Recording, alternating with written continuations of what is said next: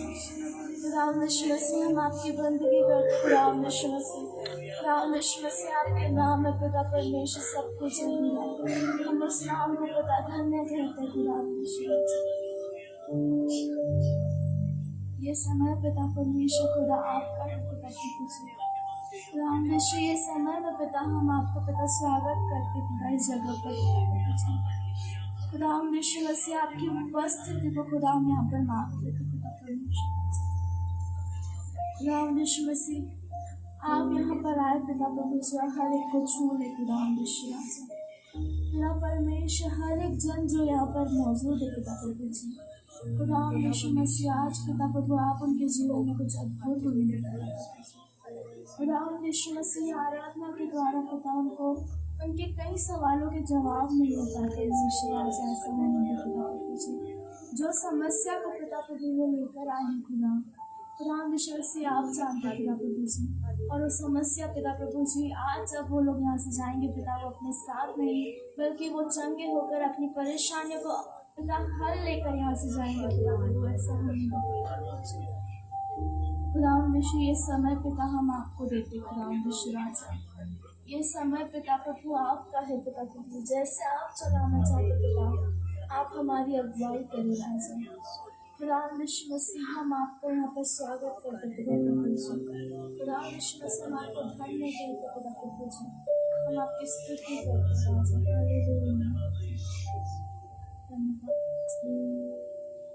सारा जहां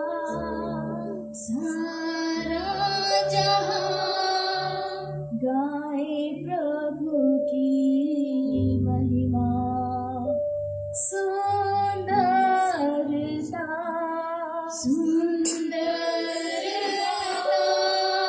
मैं कौन है प्रभु के समान। सारा जहां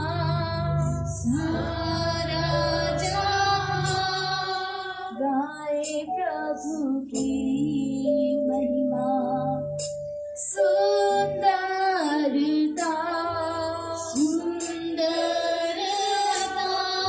मैं कौन है प्रभु के समान। हमेशा के लिए हमेशा तू है राजा हम मिलकर करेंगे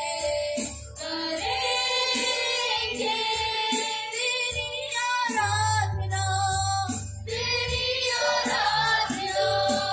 हमेशा के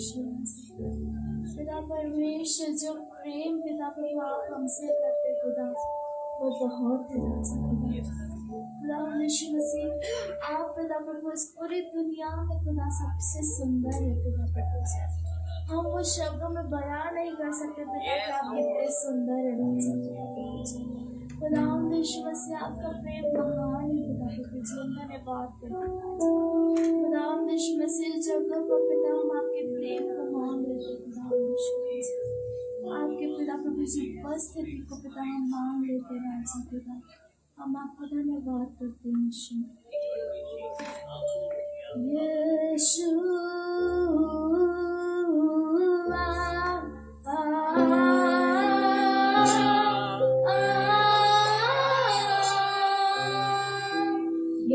Subse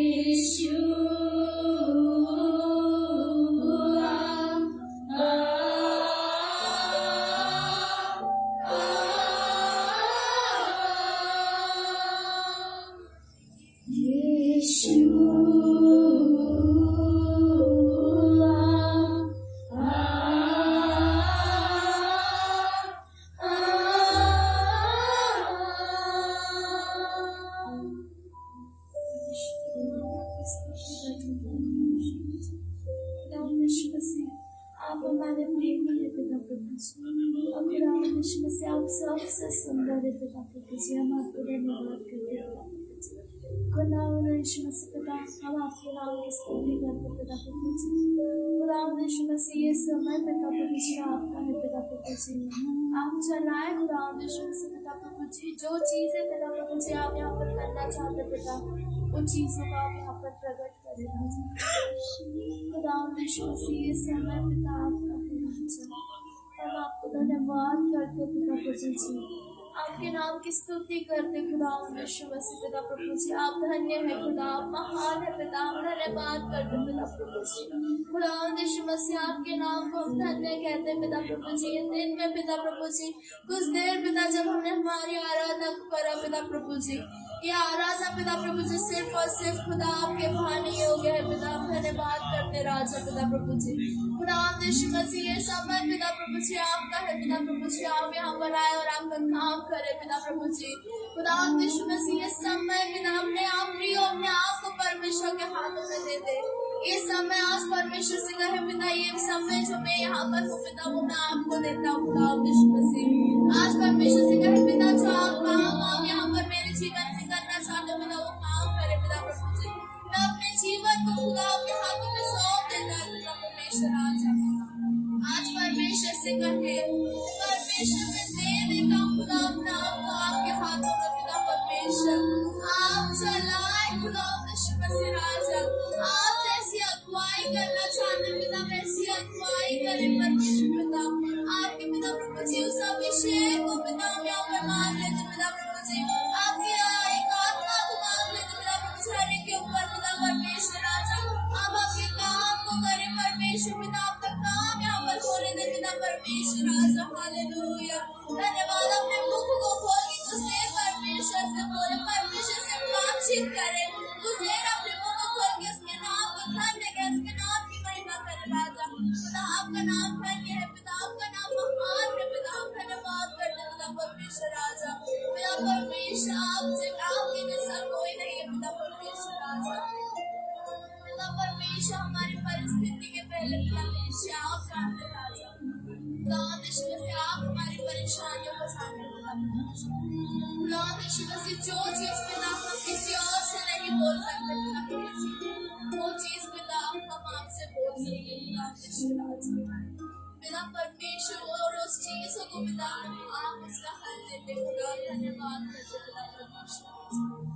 इस दुनिया में ऐसे बहुत लोग हैं खुदा जिससे हम अपनी परेशानियों को कहते खुदा, और पिता हमारा मजाक उड़ाते खुदा प्रभु जी। लेकिन खुदा ये समय पिता हम आपके पास आते हैं खुदा यीशु मसीह। आज परमेश्वर कहते तुम्हारी जो परेशानी है मुझसे बोलो, मैं उसका हल दूंगा। क्यों इतना परेशान हो? आज परमेश्वर हमसे बोलता है तुम इतना मत परेशान हो, मैं हूँ तुम्हारे साथ खड़ा। तुम किसी भी परिस्थिति में क्यों ना हो, मैं हूँ तुम्हारे साथ। धन्यवाद पिता परमेश्वर, खुदा आपके नाम को धन्यवाद करते पिता प्रभु जी। ये समय पिता प्रभु जी आपने हमसे हर एक से बातचीत करी खुदा, धन्यवाद प्रभु जी। पिता परमेश्वर आज हम प्रार्थना करते खुदा विश्व जिस भी चीज में पिता जो भी एक्टिविटी हम करते पिता प्रभु जी आगे के वचन के लिए पिता हम आपके हाथों में सौंप देते सब चीजों को खुदा विश्व। पिता परमेश्वर आपका अद्भुत काम यहाँ पर आप करते पिता परमेश्वर खुदा विश्व। जब आपके दास यहाँ पर आते पिता प्रभु जी उनके द्वारा पिता आप कुछ अद्भुत होने के पिता परमेश्वर। पिता परमेश्वर जब वो यहाँ पर आकर अपने मुख को खोलते पिता आपके वचन को देने के लिए पिता प्रभु जी, उस मुख के द्वारा पिता परमेश्वर हर एक के सवालों के जवाब और हर एक उस मुख के निकलते हुए वचन से पिता परमेश्वर आश्रित होकर घर पर यहाँ से जाने पाए परमेश्वर। ऐसा होने दे पिता प्रभु जी, आपके दास नहीं बल्कि पिता आपका पवित्र आत्मा उनसे होकर हमसे बातचीत कर रहे हैं पिता प्रभु जी। ऐसा नहीं और आज का वचन पिता परमेश्वर 100 गुना नहीं बल्कि 1000 गुना प्रतिफल बनाने पर हर एक के जीवन में पिता परमेश्वर आजा। पिता परमेश्वर हर एक को ऐसा हृदय दे दे खुदा यीशु की, ताकि पिता वो उस वचन को ग्रहण कर यहाँ से जाने का पिता परमेश्वर। खुदा यीशु मसीह आपने पिता पिता आराधना को पिता, हर एक को पिता परमेश्वर जो आराधना किए हैं पिता, अपने मुख को खोलकर जिन्होंने गाया है, ताली बजाकर नाचते हुए गाया है पिता प्रभु जी, आपने उनको ब्लेस किया है पिता, धन्यवाद करते पिता परमेश्वर खुदा आगे की हर एक चीज को पिता हम आपके हाथों में सौंप देते हैं और ये प्रार्थना खुदा यीशु मसीह के नाम से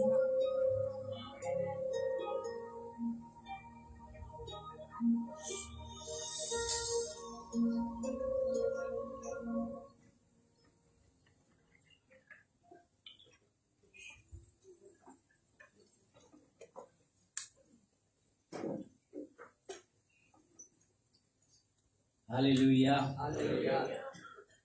खुश हैं? खुश रहना बहुत जरूरी है।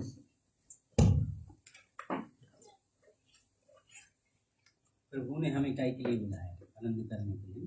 एक लिए आनंद करने के लिए। वचन में लिखा आनंद में क्या है? सामर्थ्य। हालेलुया।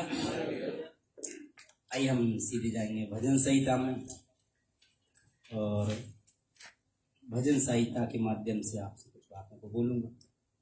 भजन संहिता साम्स 133 133 आप जानते हैं भजन संहिता क्यों लिखी गई है?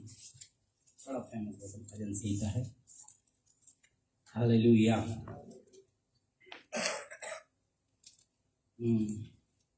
पढ़ें कि कुछ भूल गए?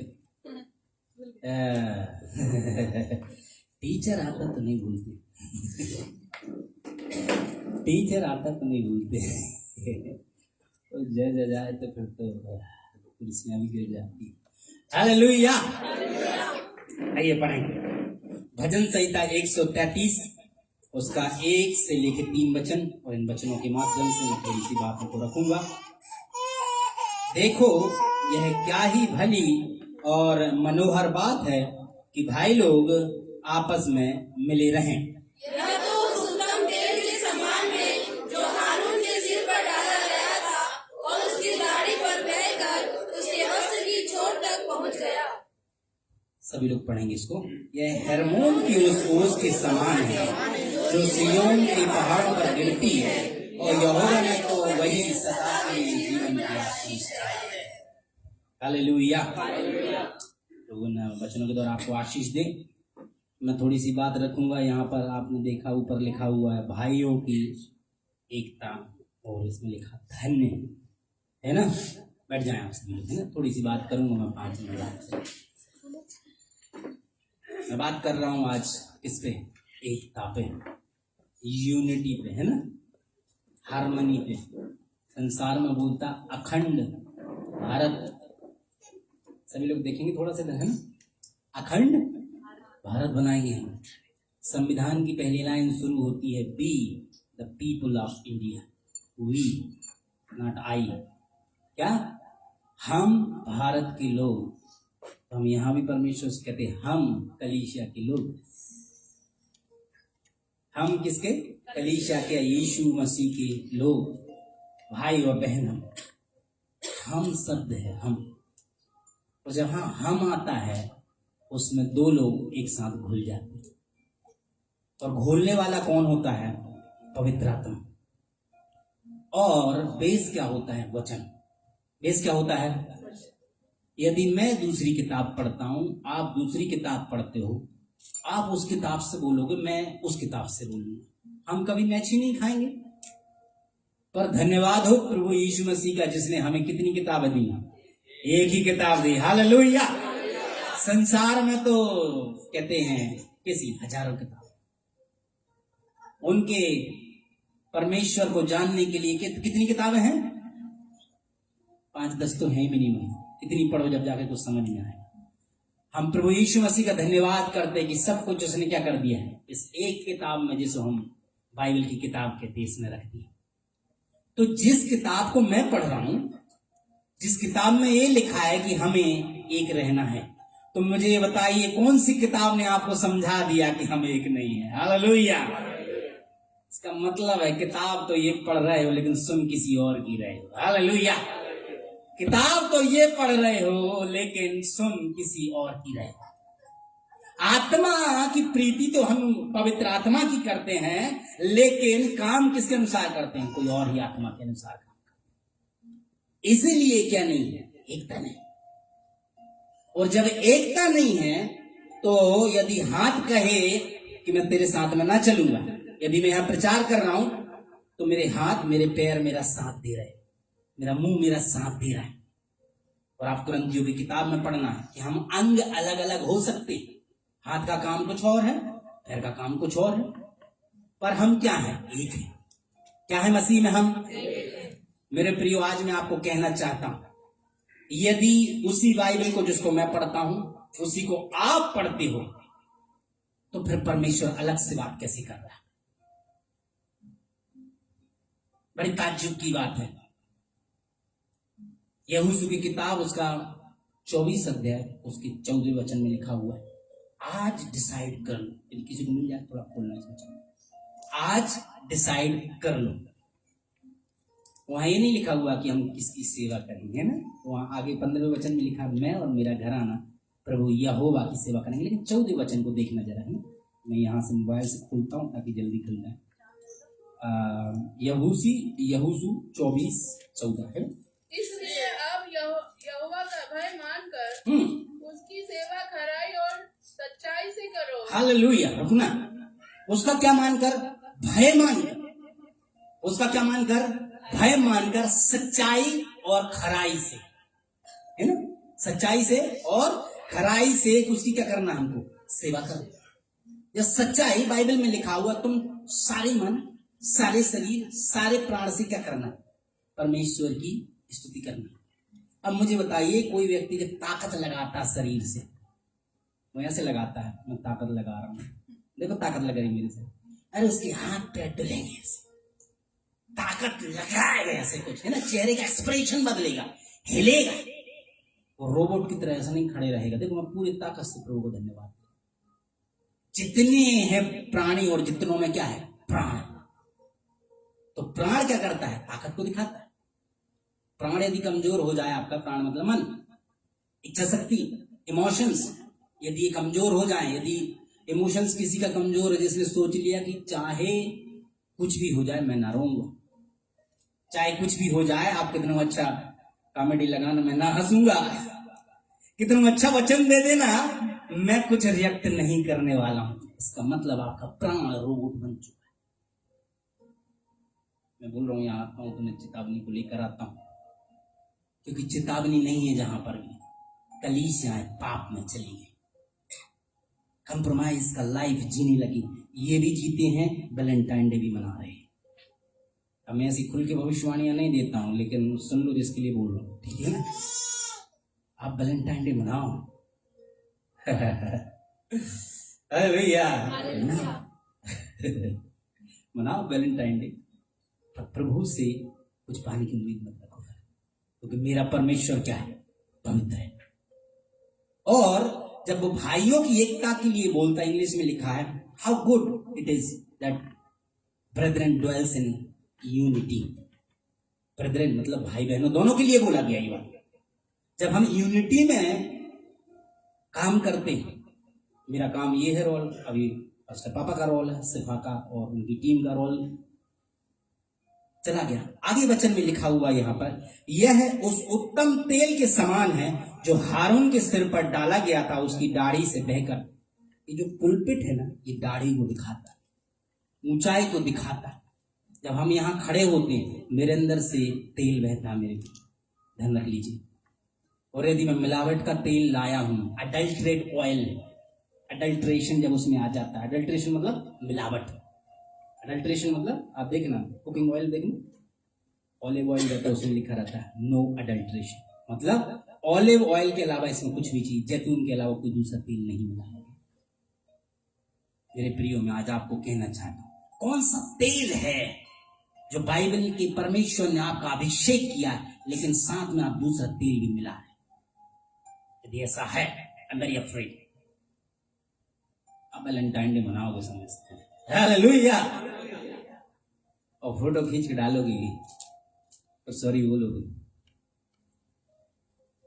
अभिषेक जब बहता है ऊपर से, यहां से मैं बीते समय कहीं बोल रहा था कि ये पुलपिट ऊंचा क्यों बनाया जाता है, इसको नीचा कर दूं, आपकी बराबरी कर दूं?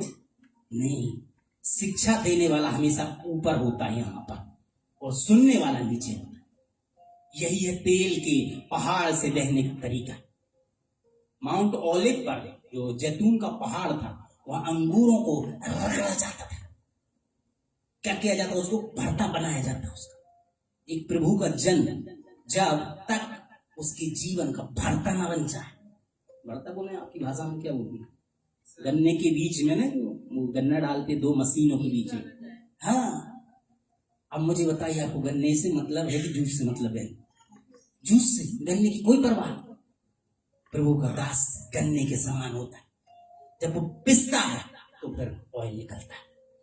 जैतून के पहाड़ पर यीशु का ऑयल निकल रहा था। पहाड़ पर गया था प्रार्थना करने के लिए। तो मेरे प्रिय, जो यहाँ खड़ा होता है, आपको कहना चाहता हूं, वो पिसके आया हुआ है। यदि पिसके ओखली में नहीं आया, बीते समय अपनी गवाही दे रहा था। आज 2026 से मैंने स्टार्ट किया कि मैं अपनी गवाही, हर एक गवाही जो मेरे जीवन में दूंगा। आज मैं आपके सामने जीवित हूं, मैं तीसरी बार मृत्यु से बच के आया, तीसरी बार। और ऐसा नहीं, फर्स्ट जब मैं 1.5 साल का था, मेरी मम्मी साइकिल पे बैठी हुई थी और पापा साइकिल चला रहे थे। अचानक से एक ट्रक आया, तो पापा तो साइकिल चला रहे, मम्मी कहीं ट्रक टकरा ना जाए उससे पहले वो चलती साइकिल में उतर गई। और जब उतर गई तो ग्रीन, तो मेरे इधर पूरा मैं खूना खून हो गया, पूरा खून से लथपथ हो गया। और मम्मी बताती हैं कि कुछ देर हमने ये देखा कि ये तो मर गया। पहली बात 1.5 साल की उम्र में, और रह गए, हमारे प्राण छूट गए आधे से। वो परमेश्वर को नहीं जानती थी। दूसरी मुलाकात मैं इंजीनियरिंग कॉलेज में जब गया, फर्स्ट ईयर था, वेरी एक्साइटेड, एग्जाम हुए थे, साइकिल लेके एटीएम से पैसे निकालूंगा, टिकट कटाऊंगा, घर जाऊंगा, छुट्टी होगी। बहुत तेज से साइकिल है, जवान लोग नहीं चलाते, बहुत तेज से चला रहा था। एक ट्रक आया और जरा, मुझे इतना याद है कि उसका जरा सा कुछ हिस्सा लगा मुझे। उसके बाद मुझे हिस्सा नहीं, बस इतना याद है कि ट्रांसफार्मर था, उसमें जाके हलक गया और नीचे गिरा हूं। इतना तक मुझे याद है। उसके बाद रात के 11 बजे तक याद नहीं। और मैं चश्मा लगाया करता था, चश्मा यहाँ घुस गया था, फट गया। इन दिनों के बावजूद भी जब प्रभु में आया, तो पहले दिन कलीसिया में जब गया तो सीधा जेल। पहले दिन कलीसिया में गया, किसी का बर्थडे था और सीधा उठाया और जेल में डाल दिया। दूसरी बार आया इंदौर, यहां पर भी जब खड़ा हुआ तो विरोध चल रहा था और मैं भागा डर के। मेरे प्रियो, आज मैं कहना चाह रहा हूं, अब जब मैं आया हूं मेरे भाई, जब मैं आया हूं, अब मैं मृत्यु की डर से नहीं आया हूं। अभी बच गया हूं। जब यीशु मसीह नहीं था, कोई मार नहीं सका, अब कौन मारेगा? हालेलुया। परमेश्वर ही है जो बचाता आया है। यदि उसने बचा कर रखा है, कुछ विशेष काम के लिए रखा हुआ है। इसलिए जिसको जो कहना है आप कहो, मैं तो मेरे परमेश्वर का काम करता रहूंगा। आप यहां से भगा दो, मैं जंगल में जाके काम करता रहूंगा, क्योंकि जान गया मौत का ख्वाब मुझे नहीं। मैंने मुड़ के देखा, मैं मरा क्यों नहीं। 5 साल बीमार रहा, इतना बीमार की हड्डी हो गया, खून डालता था 5 साल तक, 2011 से लेके 2015 तक। 2004 में जब मैंने डिस्ट्रिक्ट टॉप किया, तो मेरे मामा जी टीचर हुआ करते थे, प्रिंसिपल। उन्होंने कहा मार्कशीट दे दो, कल से ज्वाइनिंग पे जाना। 2004 में मार्कशीट बस दे दो और कल से आपको 21,000 सैलरी। 2004 की बात है। कॉलेज फिनिश किया, एक नौकरी मेरी टीसीएस कंपनी में लगी। उस समय 60,000 सैलरी हुआ करती थी। मैं बड़ा कहते इंटेलिजेंट हुआ करता था, तो शायद वो मेरा ये था, प्राउड बोल दो आप या ईगो बोल दो, है ना। मैंने उस नौकरी को किनारे कर दिया, बिकॉज आई डिजर्व बेटर। इससे ज्यादा मैं बेटर डिजर्व कर दूं। इसके बाद मैं कचरा हो गया, कचरा।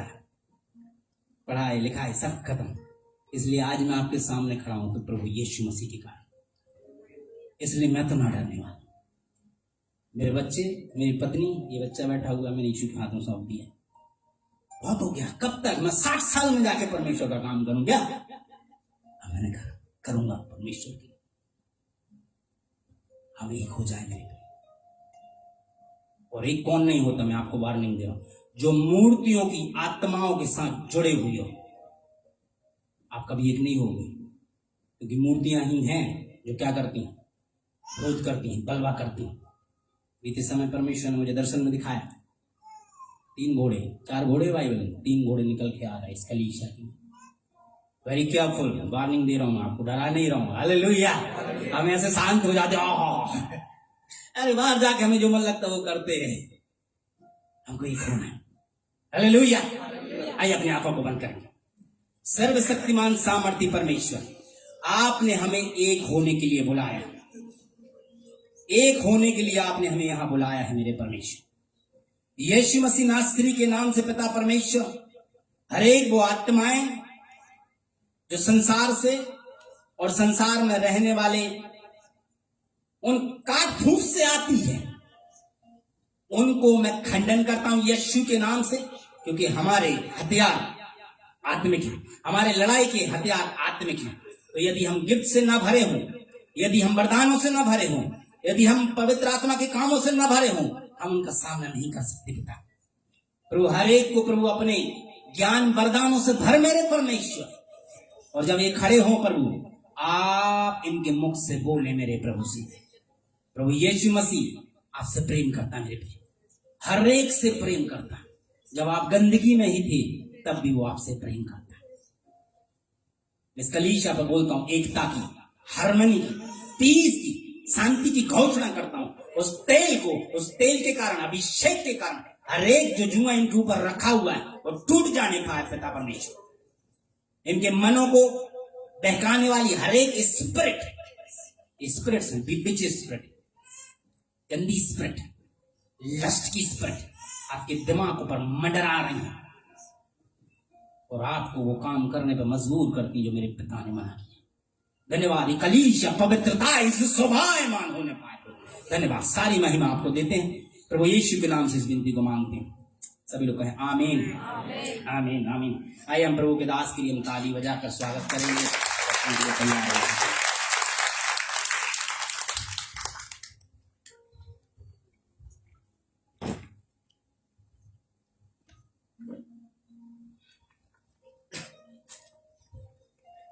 हालेलुया। आइए परमेश्वर को धन्यवाद देते हैं।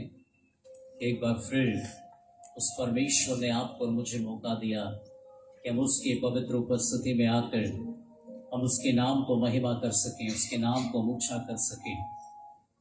आज मैं आपके समय के विषय में बात करना चाहता हूं। आपका समय, और बाइबल इसके बारे में कहती है अवसर को बहुमूल्य समझो, अवसर को बहुमूल्य समझो, क्योंकि दिन इफिसियों उसका 5 अध्याय उसके 16 वचन में आपको ये वचन मिलेगा, जहां पर बाइबल हमें बताती है कि अवसर को बहुमूल्य समझो, बहुमूल्य समझो। क्यों अवसर को बहुमूल्य समझें? अवसर हमारे लिए बहुत मायने रखते हैं। चाहे आपका उद्धार में आने वाला वो दिन हो, आपका वो छुटकारे का वो दिन हो, या आपके जीवन में आपको कुछ भी अच्छा करने का एक मौका या अवसर मिला हो, आपके लिए वो एक अवसर है। आपको प्रभु में आने का दिन, आपका शादी का वो दिन, आपका नौकरी का वो दिन, आपको पवित्र आत्मा पाने वाला वो दिन, आपके जीवन के लिए हर एक समय में प्रभु ने आपको क्या दिया है? अवसर, अवसर दिया। तो बाइबल कहती अवसर की कीमत है, वो बहुमूल्य, उसको समझो। बहुत से लोग अवसर को बहुमूल्य नहीं समझने के कारण उनके जीवन में बुरे दिन आ गए, और बुरे दिन जब आते तब कई बार आप अपने विश्वास को लेकर शायद समझ नहीं पाएंगे, क्योंकि दिन आपके सामने जो बुरे हैं। अगर इस कलीसिया को पौलुस जब समझाता है कि अवसर को बहुमूल्य समझो, तो कहीं ना कहीं कलीसिया के लोग भी गलत बातों में पड़े हुए थे, दुनिया की रीति रिवाजों में और कई प्रकार की बातें जो उनको प्रभु से दूर करती हैं, ऐसी बातों में वो पड़े हुए थे। वो अपने उद्धार से हटकर, अपने जीवन की बातों से हटकर वो अवसर को खो रहे थे। इसलिए प्रभु ने उनको कहा कि अवसर को बहुमूल्य समझो, क्योंकि दिन बुरे हैं। अभी सोच कर देखो दिन कैसा है।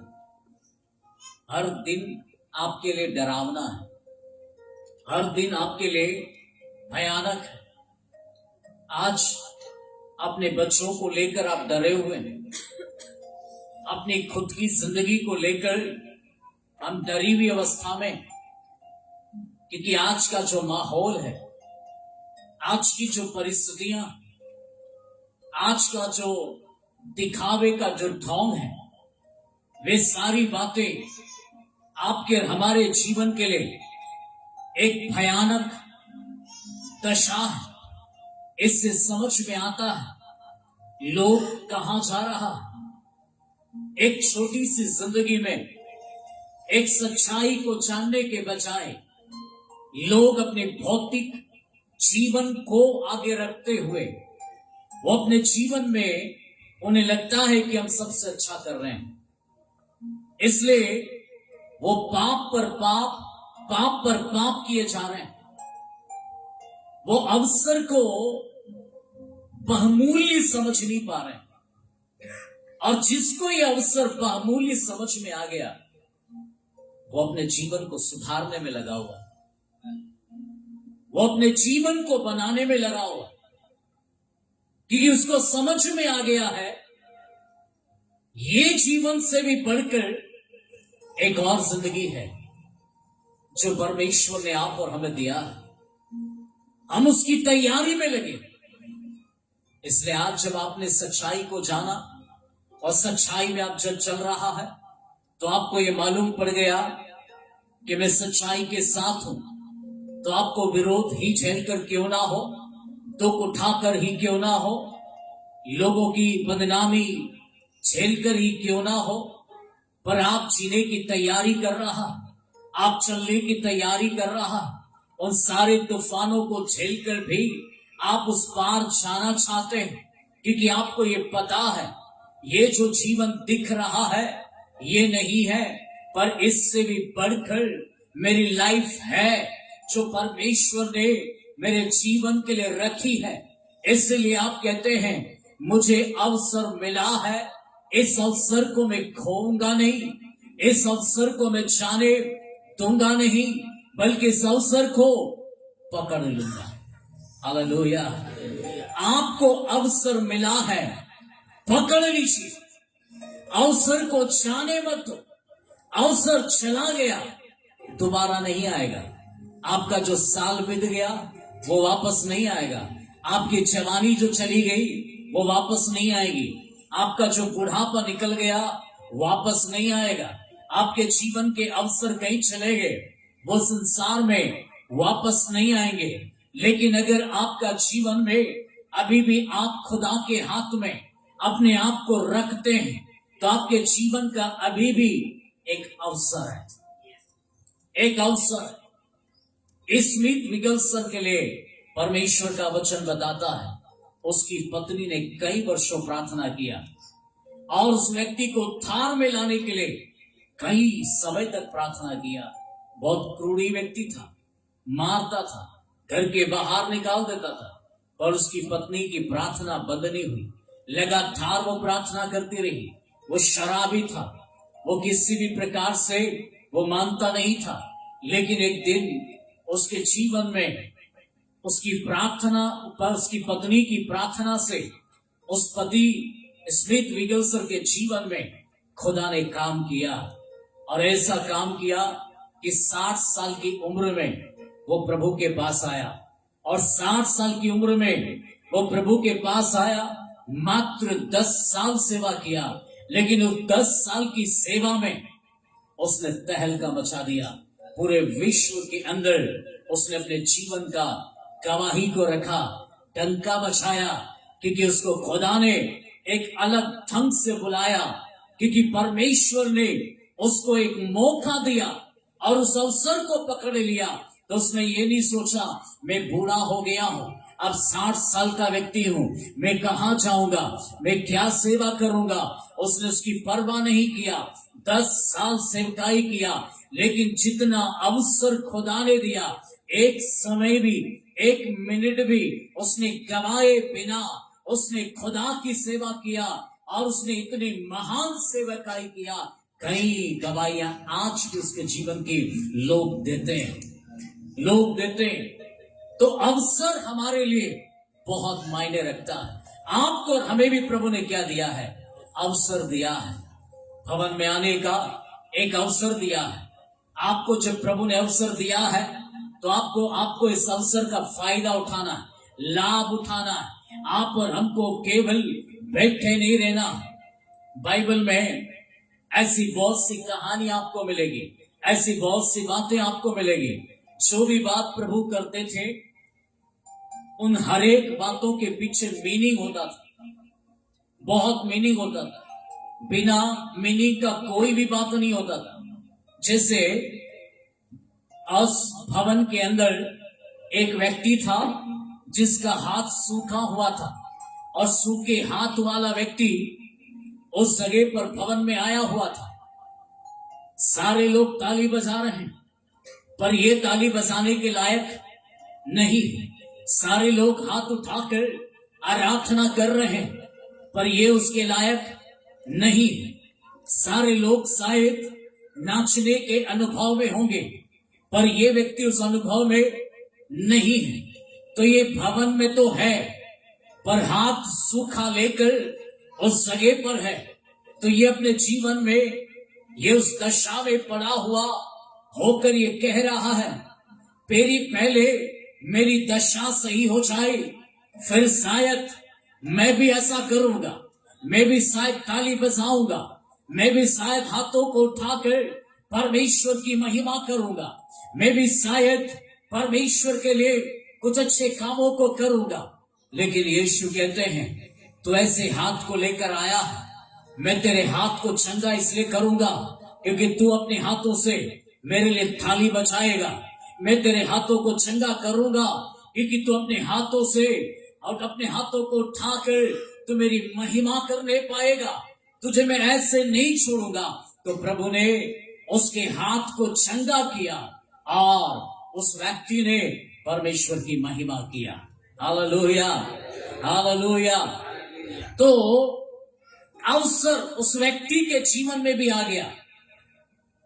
वो पाना चाहता था अवसर, और उस अवसर को जब उसके जीवन में आ गया, उसने उस अवसर का इस्तेमाल किया और वो अपने जीवन में चंगा हो गया, और वो चंगाई में अपनी जिंदगी को बेहतर दिशा में ले गया।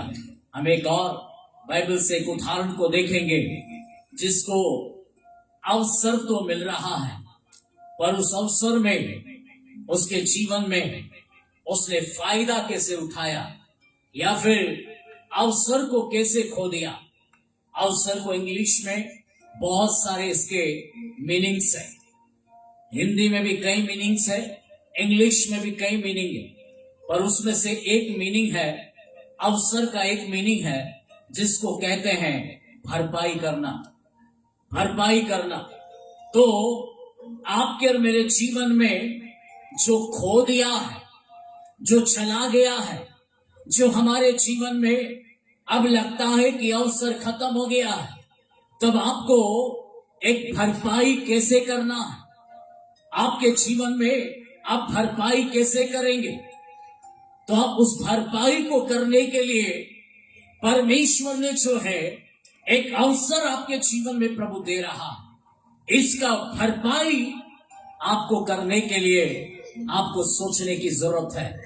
आइए बाइबल में एक व्यक्ति की कहानी को देखते हुए, बाइबल में प्रभु यीशु मसीह का दिया हुआ एक दृष्टांत है, और उस दृष्टांत से हम इस अवसर के बारे में सीखेंगे। जी, तो आप निकालिए लूका की किताब, उसका 15 अध्याय, उसका 11 वचन से हम पढ़ेंगे। लूका की किताब, उसका 15 अध्याय, उसका 11 वचन से, जहां पर प्रभु ने हमें एक उड़ाव पुत्र की कहानी हमें बताई है। हाँ, किसी को मिल गया? हेडिंग पढ़ो। उड़ाऊ पुत्र का दृष्टांत। हाँ, तो यहाँ पर दृष्टांत लिखते समय हेडिंग लिख दिया है। क्या लिख दिया है? हेडिंग लिखा है उड़ाव पुत्र। उड़ाव पुत्र, तो उड़ाव पुत्र होता है तो पुत्री भी होता है, दोनों उड़ाव हो सकते हैं, है ना। बहुत से लोगों ने बहुत कुछ उड़ाया है। आप एक बेटा है, एक बेटी भी है, पर आपको समझना होगा मैं क्या उड़ा रहा हूं। समय को भी आपने उड़ाया है, पैसा जो मम्मी पापा का कमाया हुआ है उसको भी आपने उड़ाया है, आपने अपनी शांति को भी उड़ाया है, अपने जीवन के कई चीजों को जो आपके जीवन के लिए बेहतर हो सकता है आपने उसको बहुमूल्य नहीं समझा है। आप एक उड़ाव पुत्री बन गया है, आप एक उड़ाव पुत्र बन गया है, और केवल अपने जीवन में आप उड़ाने वाला एक व्यक्ति तो नहीं है। आज इस कहानी से हम अपने जीवन में सीखने पाएंगे कि मैं कौन हूं। क्या मैं उड़ाव पुत्र हूं, उड़ाव पुत्री हूं, या फिर परमेश्वर का ईमानदार बेटा हूं या ईमानदार बेटी हूं। इस वचन से आप और हमें परमेश्वर सिखाते हैं, और इसी से सीखकर हम अपने जीवन को बेहतर बनाने का एक प्रयास करेंगे। तो सबसे पहले कहा गया उड़ाव पुत्र, तो आप और हमें समझना है मैं कौन हूं। वचन को पढ़ेंगे, 11 पद से पढ़ेंगे। हाँ, फिर उसने कहा, हाँ जी, किसी मनुष्य के 2 पुत्र थे। हाँ, उनमें से छोटे ने पिता से कहा, हाँ जी, हे पिता, संपत्ति में जो भाग मेरा हो वह मुझे दे दीजिए। ठीक है, रुकिए। बाइबल बताती है फिर उसने कहा किसी मनुष्य के 2 पुत्र थे। पुत्र होना बुरी बात नहीं है, पुत्र होना, बच्चे होना परमेश्वर की आशीष है। लेकिन वही बच्चे जब बाप से लड़कर बाप से अपना हक मांगने लगे और उसको गलत चीजों में उड़ाने लगे, तो ये आपके जीवन के लिए एक सही बात साबित नहीं करती। आप पापा के दम पर उछलने के बजाय अपने कमाए हुए दम पर उछलो, तब जिंदगी का पता चलता। तब आपके कमाए हुए धन से कुछ करो, तब समझ में आता है जिंदगी क्या है। बाप का प्रॉपर्टी देखकर, बाप के कमाए हुए धन को देखकर, बाप की कमाई हुई चीजों को लेकर आप घमंड कर सकता है, लेकिन आप अपने जीवन में उस धन को लेकर अगर आप उड़ाने का प्रयास करें तो ये आपके जीवन के लिए आप पिता का सही बेटा या सही बेटी नहीं कहलाएंगे, बल्कि उड़ाव बेटा, उड़ाव पुत्री कहलाएंगे। उड़ाने वाला वो उजाड़ू है, वो बनाने वाला नहीं है, वो घर छोड़ू नहीं है, वो घर को बनाने वाला नहीं है, वो घर को बेहतर बनाने वाला नहीं है। उड़ाव उजाड़ू है, और उजाड़ू व्यक्ति ना तो खुद को बनाता है, ना परिवार को बनाता है, ना देश को बनाता है, ना परिवार, ना समाज। वो किसी को भी बनाने के लिए उसका कोई भी योगदान नहीं होता है। उसका स्वार्थ है वहां पर, और वो स्वार्थ में केवल अपने ही बारे में सोचता। उसी को कहते हैं उजाड़ू या उड़ाव, क्योंकि अपने जीवन में उसने इस धन की कीमत को नहीं समझा। बाप ने कितनी मेहनत की है, बाप ने कितना उसके पीछे संघर्ष किया है, वो कितना संघर्ष करके एक घर को बनाया है, एक जीवन को रूपांतरित किया है, समय पर आपको भोजन के लिए आपके लिए वो व्यवस्थाएं किया है, उसके पीछे की यदि मेहनत उस पिता से पूछोगे तो उसके पीछे कई दर्द छुपा हुआ है जो आपने कभी जाना नहीं, आपको कभी आपके पिता ने बताया नहीं, आपको कभी उन्होंने इस बात को जाहिर नहीं किया, क्योंकि उन्होंने मेहनत इसलिए किया कि तुम्हारा जीवन भला हो जाए। उन्होंने वो दुख छुपाकर तुम्हारी जिंदगी को बनाने का प्रयास किया। इसलिए अपने जीवन में उस बाप के धन पर घमंड मत करो, बल्कि अपने जीवन को स्वयं प्रयास करो। अगर मुझे अवसर मिला है तो मैं उस अवसर को बिगाड़ कर नहीं, बल्कि बनाऊंगा। मैं इसको बनाऊंगा और बनाकर एक दिन पहचान को बनाऊंगा और मैं पहचाना जाऊंगा यीशु मसीह के नाम से। हालेलुया। मैं अपनी पहचान मसीह यीशु में बनाकर मैं उड़ाव पुत्र नहीं, उसका बेहतर बेटा बनकर, बेहतर मजदूर बनकर मैं उसकी महिमा करने पाऊंगा, क्योंकि उसने मुझे बुलाया है, उसने मुझे एक अवसर दिया है, उसने मुझे मौका दिया है। दुनिया में चारों तरफ आपको अवसर मिल सकते हैं, बिगड़ने के लिए भी अवसर मिल सकते हैं, सुधरने के लिए भी अवसर मिल सकते हैं, लेकिन ये सोचना आपको है कि मैं अच्छे अवसर को प्राप्त करके उसमें बढ़ूं या फिर गलत मौका ढूंढकर मैं गलत चीजों को अपने जीवन में ले लूं। ये आपको समझना है, आपको इसका ज्ञान होना चाहिए कि मुझे जो अवसर मिल रहा है ये सही है या गलत है। अगर गलत है तो आप उसको पहचानिए और पहचान कर अपने आप को अलग करिए। अगर आप उसको पहचानेंगे नहीं तो आप अपने ही जीवन का नाश का कारण बन जाएंगे, खुद नाश करेंगे, लेकिन दोष दूसरों पर लगाएंगे और दूसरों पर दोष लगाकर कहेंगे यही व्यक्ति था जो मुझे लेकर जाता था और मुझे पिलाता था, मुझे इस प्रकार की गलत चीजों को सिखाया, खिलाया। आपके जीवन में आप दूसरों पर इस ठिकरे को फोड़ना चाहेंगे, लेकिन वास्तव में ये समझ आपके अंदर नहीं आई कि मैं क्या कर रहा हूं। मैं अपनी जिंदगी के खिलाफ हूं या फिर मेरी जिंदगी को बनाने का अवसर खुदा ने मुझे दिया। मैं किस में फोकस कर रहा हूं, मेरा फोकस क्या है, क्या कर रहा हूं। ये व्यक्ति के बारे में लिखा, किसी मनुष्य के 2 पुत्र थे और 2 पुत्र में से छोटे पुत्र ने कहा कि पुत्र ने कहा हे पिता, संपत्ति में से जो भाग मेरा है मुझे दे दीजिए।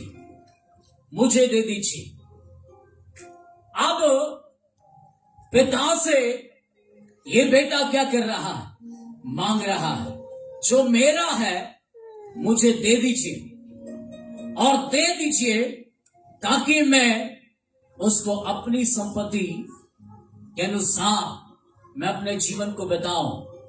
ये व्यक्ति ने पिता से अपना हिस्सा मांगा है और अपना हिस्सा मांगकर ये क्या करना चाहता है, दूर देश को चले जाना चाहता है। दूर देश में जाकर ये अपनी संपत्ति को उड़ा देना चाहता है। मेरे प्रियो, परमेश्वर ने आपको भवन में जब बुलाया तो आपको मांगने के लिए ही नहीं बुलाया। मनुष्य मांगने की बातों को सोचता, पर परमेश्वर इस भवन के अंदर या उसकी उपस्थिति में आना आपको सीखने के लिए बुलाया है। एक व्यक्ति जब परमेश्वर को सीखता है, परमेश्वर को समझता है और परमेश्वर को अपने जीवन में बेहतर जब समझ जाता है तो उसको संपत्ति मांगना नहीं पड़ती। मांगता वो है जो बेटा नहीं बल्कि उड़ाव है। मांगता वो है जो पिता से दूर है या उसकी संगति में नहीं है, उसको मांगना पड़ता। लेकिन जो उसके पास होता, उसको सीखता, उसकी आज्ञाओं में चलता, उसको मांगना नहीं पड़ता, उसके पीछे वो आशीषें होती है। Hallelujah, hallelujah. अब्राम के विषय में आप जब बाइबल को पढ़ो, अब्राम ने कभी भी धन को नहीं मांगा। कभी उसने ये नहीं कहा कि प्रभु मैं चाहूंगा तो मेरे लिए घर कहां होगा, रहने की जगह कहां होगी, मैं अपने परिवार को कैसे रखूंगा, मैं अपनी भेड़ बकरियों को कहां पर रखूंगा और किस देश में जाऊंगा, कहां पर मैं अपने जीवन में ऐसा स्थिर हो जाऊंगा। उसने ऐसा बोलकर परमेश्वर से मांगा नहीं। बाइबल बताती है अब्राम ने जब जब खुदा के सामने अपने घुटनों को झुकाया, तब तब उसने कहा कि हे परमेश्वर, आगे मैं क्या करूं, मैं कौन से रास्ते पर जाऊं, कौन सी दिशा में जाऊं जिससे प्रभु तू मेरे साथ रहे। उसने परमेश्वर के साथ को मांगा और परमेश्वर के साथ चलने को छोड़ दिया, और इसके चलते बाइबल बताती है वो कमी में नहीं रहा, उसके पीछे पीछे आशीषें चलते रही और वो आदमी बहुत धनी हो गया। हालेलुया। क्योंकि उसने मांगना नहीं, प्रभु के साथ जीना सीखा। उसने मांगना नहीं, परमेश्वर के साथ में उसने अपने संबंध को अच्छा रखना सीखा। ये उड़ाव पुत्र अपने जीवन में पहले से उजाड़ू है, पहले से गलत कामों में है, तभी ये पिता के धन को मांग भी इसलिए रहा है कि मैं इस धन को लेकर आजादी से जीऊंगा, आजादी से चलूंगा, मुझे रोक टोक नहीं चाहिए, मैं अपने जीवन को अलग तरीके से चलाऊंगा। ऐसा बोलकर ये व्यक्ति जो है वो धन को लेकर चले जाना चाहता। आप याद रखें, कुछ धन ऐसा भी है जो आपको प्रभु से दूर करेगा। हर धन परमेश्वर की ओर से नहीं होता है। हर वो आशीष जिसको हम कहते हैं वो परमेश्वर की ओर से नहीं होती। आपके पास जब आशीष नहीं था, आप खुद सोचकर देखो, मेरे पास कोई चीज नहीं था तो मैं प्रभु से कितना प्रेम किया करता था, संगति को मैं कितना जोर दिया करता था, बाइबल पढ़ने को मैं कितना जोर देता था, प्रार्थना करने को मैंने कितना जोर दिया। लेकिन जैसे ही मेरे जीवन में वे आशीषें आ गई, मेरी जरूरतें पूरी हो गई, मेरे जीवन में वो सारी चीजें व्यवस्थित हो गई, उसके बाद यदि मैंने कलीसिया उस काम के कारण नहीं जा रहा हूं, या उस खेती के कारण नहीं जा रहा हूं, या उस बच्चे के कारण नहीं जा रहा हूं, तो आप सोचकर देखो, आपके परमेश्वर ने आपको यह आशीष इसलिए नहीं दिया कि आप इस बात के कारण आप परमेश्वर से दूर हो जाएं, उस संगति से दूर हो जाएं। ऐसी संगति जो आपके जीवन को बनाती है, अगर आप उन वस्तुओं के कारण आप संगति से दूर हो रहा है, तो ऐसी संगति के लिए आपको सोचना पड़ेगा, आपको खुद को सोचना पड़ेगा कि मैं इन बातों के कारण दूर हो रहा हूं, तो मेरे लिए अच्छा होगा कि मैं संगति पर जोर दूं। आपको संगति पर जोर देना है। अगर आप कहते हैं मैं प्रभु का बेटा हूं, मैं प्रभु की बेटी हूं, तो आपका जीवन परमेश्वर की महिमा में आपको बिताना होगा, आपको प्रभु के साथ चलना होगा। नहीं तो ये उड़ाव पुत्र के पास भी पैसा तो था, लेकिन इसके पास अब पिता नहीं है, क्योंकि इसने मांगा इसलिए कि ये दूर चला जाए, मांगा इसलिए कपड़ा यहां पर भी पिता के साथ था, तब भी था इसके पास। रोटी पिता के साथ था, तब भी था इसके पास। हर जरूरतें पिता के साथ जब ये था, इसकी हर जरूरतें पूरी हो रही थी। लेकिन उसके बावजूद भी ये व्यक्ति कहता है, मुझे मेरा हिस्सा दे दो, मुझे मेरा हिस्सा दे दो। क्यों चाहिए? क्यों चाहिए? कई बार आपका धन में बढ़ना प्रभु से दूर होना भी हो सकता है। प्रभु से दूर भी आपको ले जा सकती है। और जो वस्तुएं आपको प्रभु से दूर ले जाए,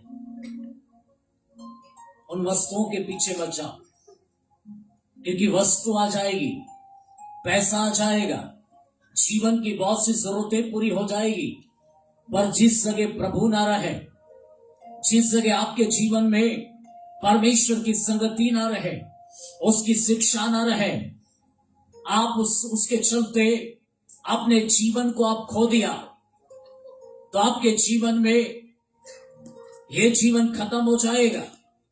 फिर पछताने से फायदा नहीं है। इसलिए जब अवसर मिला है मुझे अपने पिता के साथ संगति करते हुए जीवन को बिताने का, तो मैं इस अवसर को छोड़ूंगा नहीं, बल्कि बेहतर बिताऊंगा इसमें, ताकि मेरे जीवन से परमेश्वर की महिमा हो। जब मांगा छोटे ने, बेटे दो थे, पर जिसने मांगा नहीं, पिता ने उसको भी बराबर दिया। हालेलुया।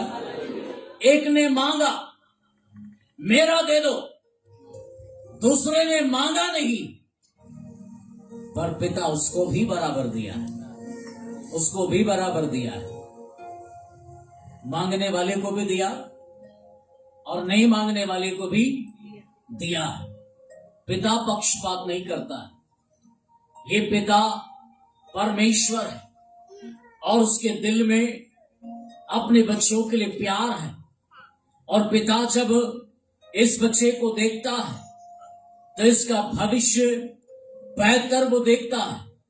लेकिन ये पिता से दूर होकर अपने जीवन में ये दूर देश को चला जाना चाहता है और दूर देश को जाकर अपने जीवन में ये अच्छी आदतें नहीं पा रहा, पर इसके जीवन में एक बिगड़ने वाला अवसर है।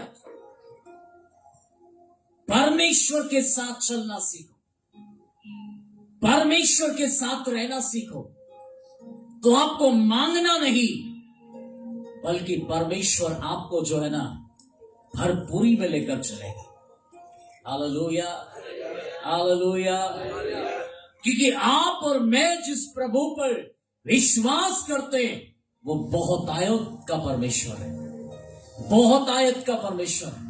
और जब बहुतायत का वो परमेश्वर है, तो वो कम नहीं, बल्कि बाइबल कहती है चेलों ने जब 12 टोकरी उठाई तो क्या लिखा है, उनकी क्षमता से भी ज्यादा 12 टोकरी भर के उठाया। तो 12 चेलों की 12 टोकरी थाली नहीं है, क्या है वो? टोकरी।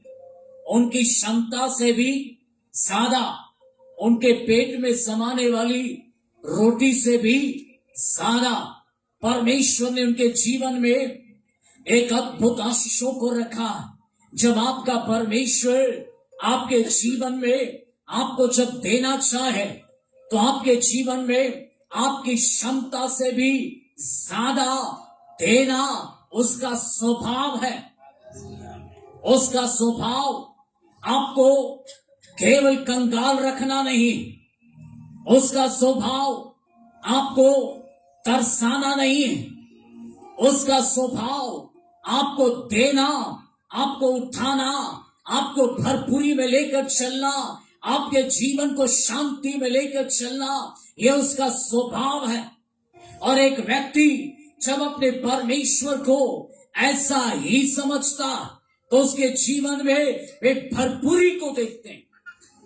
और जितने भी लोगों ने प्रभु को सीख लिया, प्रभु को जान लिया, उनको मांगना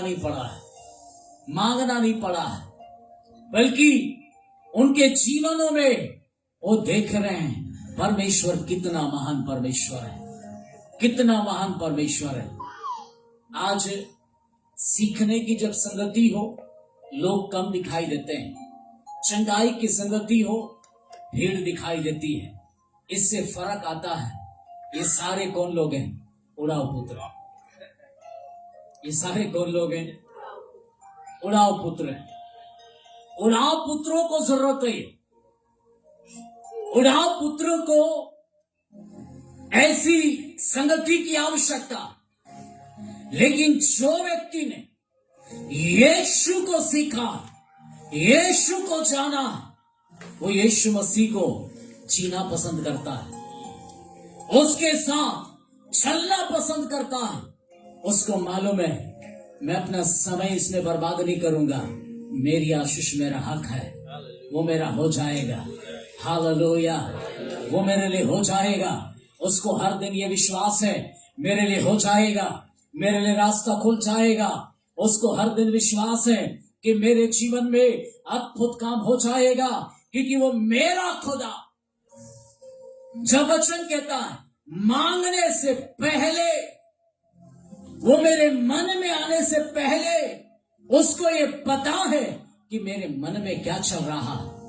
तो आप सोचो ना, मैं बोलूंगा तभी उसको पता चलेगा क्या? मैं बोलूंगा तभी पता चलेगा क्या? उसको पता कि मेरे बेटे की आवश्यकता क्या, वो जानता। इसीलिए समय से पहले हमारे लिए वो उपाय करता है। हालेलुया। पर हम मनुष्य का स्वभाव ऐसा है, हम समय के पहले मांगते हैं। जो हमें प्रभु सिखा कर देना चाहते हैं, वो सीख कर हम उसको नहीं लेना चाहते। पहले हम कहते हैं हमें दे दो, हमें दे दो। पहले हम चाहते हैं। अगर आपको हाथी पर बैठना पसंद है तो हाथी को पालना चाहते हैं, आप यूं खरीद के ले आओ। आपके पास पैसा है, आप यूं खरीद के ले आओ। आप उसको पालना नहीं जानते, रख रखाव का आपको पता नहीं है, तो कहां बांधोगे आप उसको? सड़क पर। चारा काटना मालूम नहीं आपको, उसको चारा देना पता नहीं है, पानी कितना पीता वो पता नहीं है, तो आप उसको उसकी भरपाई कैसे करोगे? उसकी जरूरतों को पूरा कैसे करोगे? वो देखने में अच्छा लगता, उस पर बैठना, उस पर सवारी करना, शायद आपकी फीलिंग अलग हो सकती है, लेकिन आपके जीवन में आपको उसको पालने का सीखना भी जरूरी है। तभी आप उसका अनुभव बेहतर ले पाएंगे। अगर यीशु मसीह में आप केवल आकर मांगने ही वाला बनता है, तो आपने प्रभु को अभी भी जाना ही नहीं है, जाना ही नहीं है। और अंत में भटकते भी वही लोग हैं जिसने मांगना ही सीखा है। विश्वास में आए और हमने कहा प्रभु ये दे दो, प्रभु वो दे दो, प्रभु वो दे दो, प्रभु वो दे दो। आपको ये सोच रखना है, कलीसिया में, भवन में प्रभु तो मुझे लाया है, अवसर मुझे दिया है, मैं तेरी आराधना करूंगा। हालेलुया। मैं भवन में आया हूं तेरी आराधना करने के लिए। मैं भवन में आया हूं तेरे लिए अपने हाथ उठाकर आराधना करूंगा, आजादी के साथ करूंगा, क्योंकि प्रभु मुझे तेरे भवन में तू लेकर आया है और मुझे एक अवसर खुद आपने मुझे दिया, मैं तेरी महिमा में बिताऊंगा। क्योंकि ऐसा अवसर मिलना भी आपके जीवन का ये सौभाग्य है। कईयों को ये अवसर नहीं है, पर आपको यदि अवसर मिला तो इस अवसर को छोड़िए मत, बल्कि इस अवसर में अपने जीवन को बनाने के प्रयास कीजिए। प्रभु से सीखिए, प्रभु से कहिए प्रभु आज का वचन मेरे लिए क्या है, ताकि मैं एक विश्वास के कदम को और आगे बढ़ा सकूं, आपसे मैं और ज्यादा कैसे प्यार करूं प्रभु, मैं आपसे और ज्यादा कैसे जीवन में प्रभु पवित्रताई में चल सकूं प्रभु, और ज्यादा मैं एक और अवसर मुझे मिला है प्रभु, इस अवसर में एक कदम में आगे और कैसे बढ़ जाऊं, इसके ऊपर आपको मुझे छोड़ देने वाला बनना है। बाकी तो परमेश्वर कहता है तुम्हारे मांगने से पहले मुझे पता है। Hallelujah, hallelujah. पवित्र आत्मा को अवसर दे दीजिए, वो आपको प्रार्थना करा देगा, क्योंकि बाइबल कहती है वो आपकी आवश्यकताओं को जानता है, और आपकी आवश्यकताओं को जानता है। जब आप प्रार्थना करते करते करते करते करते आत्मा में रोने लगेंगे, और वो आत्मा में जब आपको रोना आने लगे, आप समझ जाओ आपकी आत्मा जो है आपके लिए दुआ कर रही है, आपके भविष्य निर्माण के लिए दुआ कर रही है, आपके बेहतर भविष्य के लिए वो प्रार्थना कर रही है, क्योंकि उसे पता है इस व्यक्ति की आवश्यकता ये है, और वो परमेश्वर के सामने आपकी जिंदगी को रख रहा, और आपका जीवन बनाया ही जाएगा, बिगड़ेगा नहीं, बनाया जाएगा, रूप दिया जाएगा। देखिए आगे वचन क्या कहता है। उसने उनको हाँ जी, अपनी संपत्ति बांट दी। उसने उनको अपनी संपत्ति बांट दी। बहुत दिन न बीते थे हाँ जी, कि छोटा पुत्र सब कुछ इकट्ठा करके दूर देश को चला गया। हाँ, बहुत दिन ना बीते थे, पर अपनी संपत्ति लेकर छोटा वाला बहुत दूर चला गया। देखो हमेशा गलती छोटा ही करता है, गलती छोटा ही करता है, बड़ा तो हमेशा जिम्मेदार बन जाता है। बाइबल में यीशु मसीह को हमारा भाई कहा गया। यीशु मसीह हमारा एक भाई है, हम छोटे हैं, हम अगर उसके भाई हैं तो हम छोटे हैं, तो हम छोटे होने के नाते हमें ज्यादा प्यार मिला, तो ज्यादा बिगड़ गए, ज्यादा गलतियां कर लिए, और वो बड़ा भाई सब कुछ होते हुए भी उसको सारी बातें सहना पड़ी, और वो पिता का आज्ञाकारी बना। सब कुछ होते हुए भी उसको गौशाले में जाना पड़ा, गौशाले में रहना पड़ा, कोई राजा का महल में नहीं, कोई राजा के बड़े घर में नहीं, बल्कि ऐसी जगहों पर जाकर अपने जीवन की शुरुआत करना पड़ी। और मिनिस्ट्री स्टार्ट करने के पहले 40 दिन का उपवास लेकर यीशु ने उस सेवकाई को आरंभ किया। छोटों को हमेशा प्यार मिला है, प्यार मिलता है, और प्यार इतना ज्यादा कि बिगड़ भी गए। कई बार बिगड़ने का कारण भी होता है ज्यादा लाड़ प्यार, ज्यादा लाड़ प्यार। परमेश्वर ने आदम को बहुत लाड़ प्यार दे दिया था। आदम बाबा को इतना प्यार मिला, प्रभु ने शुरू से उसको बहुत लाड़ प्यार से आदम की वाटिका में रखा, और उसके सामने कई नदियां बहा दी, कई प्रकार के फल रख दिए।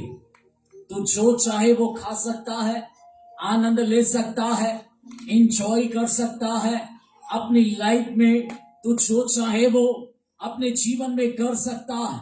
उसके सामने एक बड़ा आनंद था, परमेश्वर का बड़ा प्यार उसके लिए था, तो बिगड़ने में भी उसको देरी नहीं लगी, आसानी से बिगड़ गया।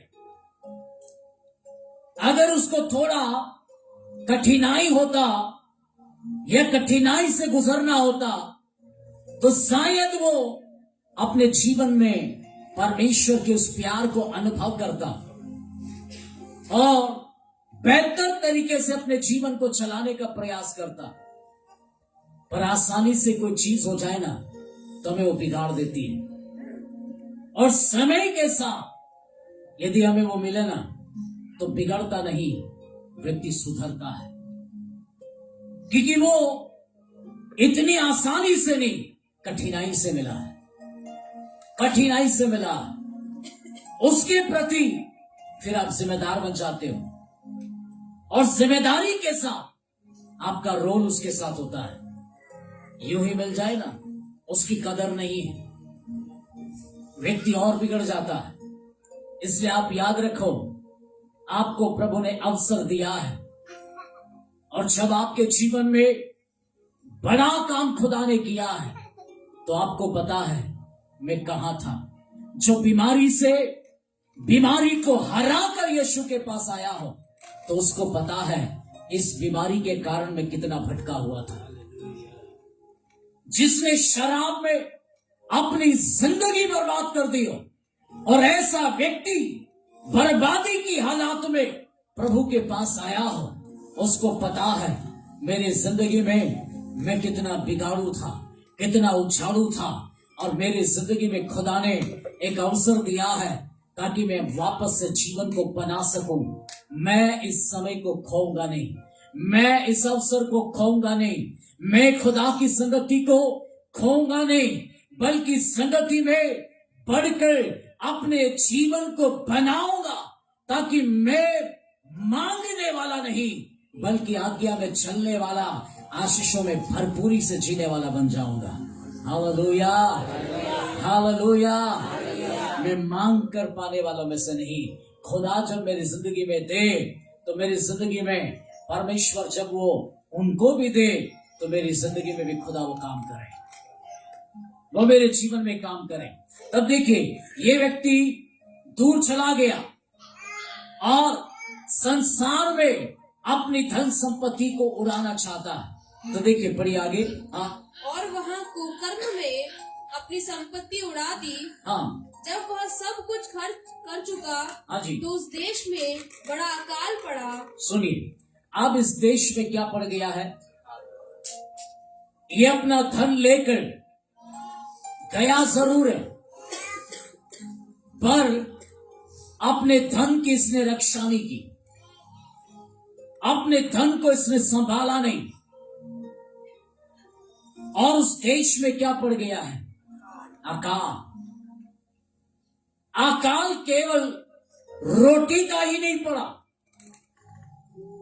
बल्कि पैसों का भी अकाल पड़ा है, दोस्ती का भी अकाल पड़ा है, वस्त्र का भी अकाल पड़ा है, अच्छी जिंदगी जीने का भी अकाल पड़ा है।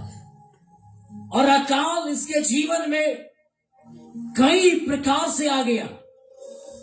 अकाल नहीं था तब तक इसके साथ दोस्त थे, इसके साथ लोग थे, इसके पास पैसा था, इस व्यक्ति के पास अच्छे कपड़े थे, इस व्यक्ति के पास एक अच्छा जीवन था, जो दिखाने के लिए बहुत कुछ था। लेकिन जब अकाल पड़ा, स्वास्थ्य छिन गया, अकाल पड़ा, पैसा छिन गया, अकाल पड़ा, इसके जीवन में अब कुछ भी नहीं है, कुछ भी नहीं है। एक अकाल है इसकी जिंदगी में। आज अगर आपके जीवन में भी प्रभु से दूर अगर हैं, तो एक ऐसा अकाल आ जाए कि आपके जीवन में अशांति, पीड़ा, तकलीफें यह अकाल को दर्शाती है। और एक ऐसा अकाल जो आपके जीवन में आपको शांति से ना रहने दे, आपकी रात की नींद खराब कर दे, आपकी जरूरतें पूरी ना हो, आप जो चाहते वो ना होना, यह आपके जीवन का एक प्रकार का अकाल है। आपके पास एक वक्त की रोटी ना होना भी एक अकाल है। आपके पास आप जो पहनना चाहते हैं वो वस्त्र ना होना एक अकाल है। आपके जीवन में आप जैसा आनंद में बिताना चाहते हैं नहीं है आनंद, आनंद का अकाल है। और यीशु कहते हैं कि वो आपकी जिंदगी में है, आपके जीवन में है, और वो वहीं पर है। बस पुकारने वाले और यीशु के साथ में चलने वाले एक व्यक्ति की जरूरत है। एक व्यक्ति जब यीशु को लेकर चलता है तो अकाल में भी वो आपकी जरूरतों को पूरा करने के लिए सक्षम है। वो सक्षम है क्योंकि वो आपका परमेश्वर कहता है वो आएगा, वो आपके साथ संगति करेगा, वो आपके साथ भोजन करेगा, वो आपके साथ रहेगा। आप खुदा को बुलाइए तो वो आना चाहता है, वो आपके साथ रहना चाहता है, वो आपके मेरे साथ संगति करना चाहता। ये व्यक्ति अपने पिता की धन संपत्ति को लेकर दूर देश को चला गया। कई बार आपका पैसा आपको प्रभु से दूर कर देगा, आपका बिजनेस आपको प्रभु से दूर कर देगा, आपकी नौकरी आपको प्रभु से दूर कर देगी, आपके जीवन की कई चीजें आपको दूर कर देंगी। ऐसा पैसा काम नहीं आएगा।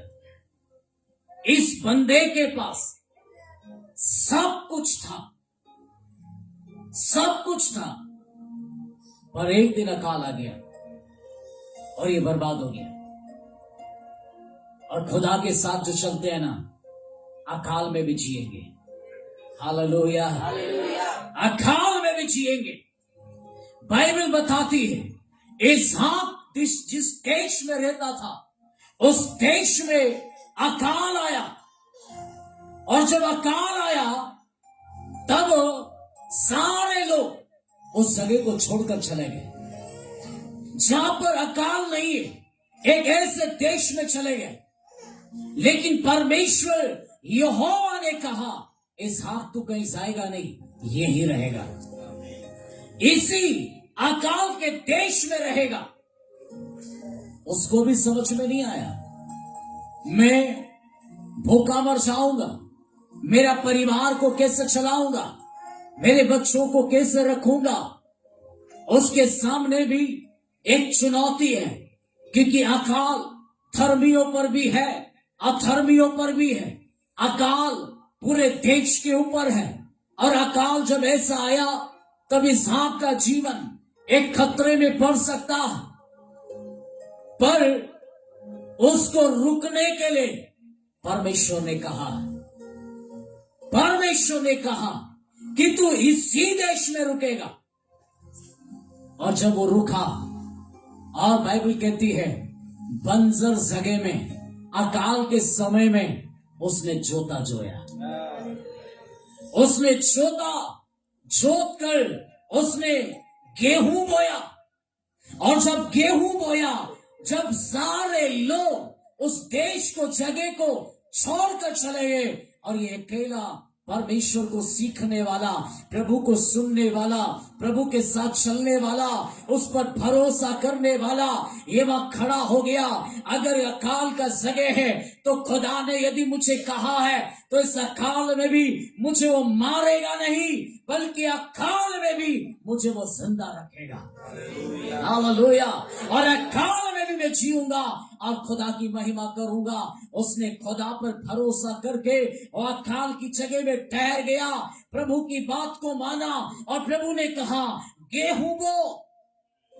और उसने जब गेहूं को बोया, बाइबल बताती है उसने 60 नहीं 100 गुना फसल पाया। 100 गुना। अकाल के देश में, अकाल की जगह में परमेश्वर को खिलाना आता है। ये आपके और मेरे लिए है, अकाल है। इस व्यक्ति के लिए अकाल पड़ गया, खुदा को अकाल में भी चलाना आता है। कोरोना वायरस आया, बहुतों के लोगों के लिए डरावना समय था, भयानक समय था, खुदा के लोगों के लिए आनंद का समय था। हालेलुया। क्योंकि जिन्होंने प्रभु पर भरोसा कर लिया, जिनका विश्वास प्रभु के ऊपर है, वो अपने जीवन में वो इन परिस्थितियों के आधार पर नहीं जीते, वो खुदा पर भरोसा करके जीते हैं। क्योंकि उनको पता है डॉक्टर क्या बोलता है मेरे लिए वो मायने नहीं रखता, मेरे खुदा ने मुझे क्या बोला है वो मायने रखता है। इन दिनों में परिस्थिति क्या कहती है वो मायने नहीं रखता है, बल्कि इन परिस्थिति में मेरे खुदा ने मुझे वचन क्या दिया है। हालेलुया। अगर मेरा विश्वास इस वचन के ऊपर है तो मैं इस अकाल में भी जीऊंगा, बीमारी में भी जीऊंगा, हर परिस्थिति में भी मैं जीऊंगा और खुदा की महिमा करने पाऊंगा। हालेलुया। चारों तरफ लोग मर रहे होंगे, उसको देखकर डरने का जरूरत नहीं है, बल्कि खुदा पर भरोसा करके आशा रखने की जरूरत है। मेरा खुदा मेरे साथ है। जितने भी वर्ष, जितने भी महीना, जितना भी समय, जितना भी अवसर मुझे खुदा ने दिया है, उतना समय में खुदा के लिए जीऊंगा। ये समझ कर जियो। आप बीमारी में थे, तब आपकी जिंदगी में खुदा का उद्धार आया और आप वह चंगा हो गया। उस दिन से मान लो मुझे बोनस मिल गया है। जिंदगी में मुझे क्या मिल गया? बोनस। उसके लिए जियो। आप ये जिंदगी में बोनस में जी रहा हूं, तो ये जिंदगी को मैं खुदा के लिए ही जीऊंगा, प्रभु के लिए ही जीऊंगा। इस जीवन में अब शैतान को अवसर नहीं दूंगा। अब शैतान को मेरे लाइफ में कोई भी अवसर नहीं है, बल्कि मेरे जीवन में मैं प्रभु को अवसर देता हूं और प्रभु को अवसर देकर प्रभु के साथ चलना शुरू कीजिए।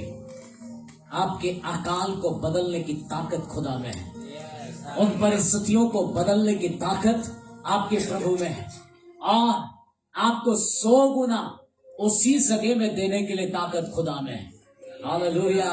लोग कहते रहेंगे, अरे तू कैसे जिएगा, अरे तेरा क्या होगा, तू रोटी कैसे खाएगा, तू बच्चों को कैसे पालेगा, तू ऐसा कैसे करेगा। लोग आपके लिए बोलेंगे, वो अपनी नहीं आपकी चिंता करते रहेंगे और बोलते रहेंगे, टॉर्चर करते रहेंगे। तो कैसे चलेगा, तो कैसे चलेगा, तो कैसे चलेगा। लेकिन उनको पता नहीं, खुदा ने तब भी चलाया, आज भी चला रहा, आगे भी चलाएगा।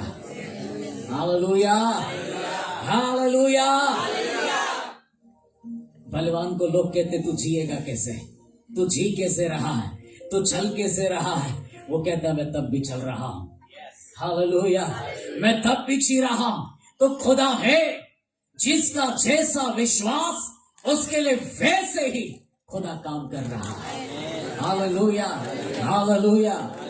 टेंशन दूसरों को हो जाता, चल कैसे रहा है, उसको टेंशन नहीं, दूसरों को टेंशन है, चल कैसे रहा है, जी कैसे रहा है, घर कैसे चल रहा है, बच्चों को कैसे चला रहा है, अरे कैसे। Hallelujah, hallelujah. जिसको खुदा चलाना शुरू करे ना, उसको कोई रोक नहीं सकता। हालेलुया। उसका अनुग्रह यदि आपके ऊपर हो जाए ना, तो आपको लोगों की वो मेहरबानी की जरूरत नहीं पड़ता है। Hallelujah, hallelujah. अब खुदा का अनुग्रह हो जाए तो किसी की मेहरबानी की नहीं, बल्कि खुदा का अनुग्रह हो जाए तो आपके जीवन में वो काफी है आपके लिए। अकाल में भी काफी है, बीमारी में भी काफी है, और भी समय में काफी है, आपका टेंशन में भी काफी है, क्योंकि आपका खुदा का अनुग्रह है। और जब वो अनुग्रह दे दे तो फिर किसके अनुग्रह की जरूरत है। Hallelujah, hallelujah. अरे मांगना है तो खुदा का फेवर मांग लो, काफी है। पौलुस के लिए काफी था, पौलुस के लिए काफी था। जब भी तकलीफ में था पौलुस दुआ करता, प्रभु कुछ तो करो। पौलुस को प्रभु बोला मेरा अनुग्रह तेरे लिए काफी है। वो बीमार पड़ा रहा, बिस्तर में पड़ा रहा, बहुत दर्द था। उसने बोला प्रभु चंगा कर दे, मैं तेरी सेवा करके आगे जाऊंगा। बोला मेरा अनुग्रह तेरे लिए काफी है। उसको मार पड़ी, बहुत तकलीफ हुआ, जेल खाने में चला गया। प्रभु कुछ तो कर दे, प्रभु कुछ तो भला कर दे। बोला यहाँ भी मेरा अनुग्रह तेरे लिए काफी है। Hallelujah, hallelujah. तो पौलुस का जीवन कैसे चला? अनुग्रह से, अनुग्रह से, खुदा के अनुग्रह से, खुदा के फेवर से। अगर परमेश्वर का फेवर यदि पौलुस को मिल गया तो उसने दुख की परवाह नहीं किया, जेल की परवाह नहीं किया, कमी की परवाह नहीं किया। उसने बताया जरूर मैं कई दिनों तक भूखा रहा, कई दिनों तक प्यासा रहा, कई दिनों तक मैं पानी के जहाज में डूबा रहा, कई दिनों तक मैंने मार खाकर वो दर्द में रहा, ये सारी बातें बताता है, लेकिन वो कहता है इन सब में भी खुदा का अनुग्रह मेरे ऊपर था। Hallelujah, hallelujah. परमेश्वर का अनुग्रह यदि हो जाए ना मेरे प्रियो, तो अकाल जैसी परिस्थिति में भी आप आनंद के साथ जियोगे, आनंद के साथ जियोगे। इस व्यक्ति के लिए अकाल है, और अकाल में ये अपने जीवन में नौकरी ढूंढ रहा है, नौकरी ढूंढ रहा है। पढ़िए आगे। अजी। और वह कंगाल हो गया, कंगाल हो गया, इसीलिए वह उस देश के निवासियों में से हाँ एक के यहाँ जा पड़ा। हाँ उसने उसे अपने खेतों में हाँ। सुअर चराने के लिए भेजा। हाँ, देखिए सबसे बढ़िया उस देश की जो नौकरी थी ना, नंबर 1 नौकरी इस व्यक्ति को मिली। सबसे बढ़िया। अकाल जब पड़े, जीवन में परमेश्वर से दूर होने वाला, खुदा से दूर होने वाला, अवसर को ना समझने वाला, यदि एक व्यक्ति के जीवन में अकाल पड़ जाए, प्रभु से दूर होकर आप अपनी जिंदगी में फिर डिग्री भी लेकर घूमो, आपके काम की नहीं है। पैसा भी लेकर घूमो, काम का नहीं है। जिंदगी में आप मांगते भी रहोगे तो वो काम का नहीं है आपके लिए। हर जगह से रिजेक्ट हो जाओगे, हर जगह से रिजेक्ट हो जाओगे। और अगर खुदा का फेवर है ना, जहां भी जाओगे वहां सिलेक्ट हो जाओगे। जिस जगह पर खड़े होगे सिलेक्ट हो जाओगे, क्योंकि कभी तुम्हारी निकाल नहीं पाएगा कोई। Hallelujah, hallelujah. ये व्यक्ति के जीवन में ये परमेश्वर से दूर रहा, अपने पिता से दूर हो गया, और अपने पिता से दूर होने के कारण इसकी दशा ये हो गई। इसकी दशा परमेश्वर ने नहीं किया, इसकी दशा की वजह परमेश्वर नहीं है। ये दोष भी नहीं लगा सकता कि प्रभु आपने मेरी दशा ऐसे क्यों कर दी। हमने पढ़ा, ये खुद मांगा, मेरा धन मेरे को दे दो। आज सवाल ये है, पैसा क्यों चाहिए आपको? अच्छी नौकरी क्यों चाहिए आपको? आज अच्छा घर क्यों चाहिए आपको? दोस्त क्यों चाहिए आपको? फ्रेंड क्यों चाहिए आपको? सब उड़ाने के लिए, मौज मस्ती करने के लिए, शरीरों का अनादर करने के लिए, शरीरों को पाप में डालने के लिए क्यों चाहिए? क्यों पैसा चाहिए? क्यों आपको घर चाहिए? क्यों आपको दोस्त चाहिए? आपकी जिंदगी में ये सारी चीजों का लालसा क्यों है आपको? अगर आपको इसकी कीमत नहीं पता, आपको धन की कीमत नहीं पता, आपको परिवार की कीमत नहीं पता, आपको दोस्तों की कीमत नहीं पता, तो आप केवल उछाड़ू बनेंगे। अगर इसकी कीमत पता, तो आप हर जगह खुदा के लिए जियोगे, धन कमाओगे, धन से भी प्रभु को प्यार करोगे। Hallelujah, hallelujah. आप धन से भी खुदा से कहोगे, प्रभु ये मेरा नहीं तेरा है। हालेलुया। ये जिंदगी भी है तो कहोगे प्रभु तेरी है। मेरे दोस्त भी अगर हैं तो प्रभु इनसे भी तेरी महिमा होगा। मैं अपने दोस्तों में हंसी ठिठोली करके मैं अपना समय बर्बाद नहीं करूंगा। दोस्त एक बनाओ, पर ढंग का बनाओ, जो खुदा को जानने वाला। नहीं तो आज अधिक से अधिक लोग दोस्तों में बिगड़ गए, दोस्ती में बिगड़ गए। ये व्यक्ति कहां से बिगड़ा? ये जवान उड़ाव पुत्र कहां बिगड़ा? दोस्ती में। कुछ लोग कहेंगे मेरे दोस्त तो है ही नहीं। आज दोस्ती केवल ऐसे मिलना ही दोस्ती नहीं है, आपका मोबाइल भी दोस्त है। और मोबाइल में इंस्टाग्राम में कितने ग्रुप हैं, वो भी दोस्त है। आपका व्हाट्सएप में कितने सारे लोग हैं, वो भी दोस्त हैं। फेसबुक में कितने सारे लोग हैं, वो भी आपके कौन हैं, दोस्त हैं। आज विश्व का सबसे बड़ा प्लेटफॉर्म यही है दोस्ती का। इसलिए कई लोग जब धोखा खाते हैं तब उनसे पूछा जाता है, पत्रकार जाकर पूछते हैं तुम कैसे इनके कनेक्शन में आया, तो बोला व्हाट्सएप के द्वारा, कोई बोलता फेसबुक के द्वारा।